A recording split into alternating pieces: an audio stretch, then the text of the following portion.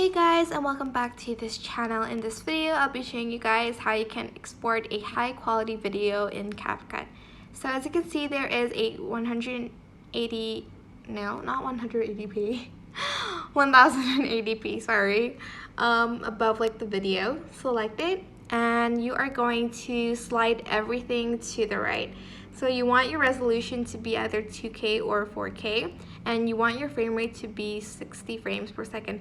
Now this will make your file size really big. You can also enable Smart HDR if you'd like, and then you can just export it, and hopefully your video will have more of a high quality once you export that. Like once you've edited and added stuff, your video will still look great.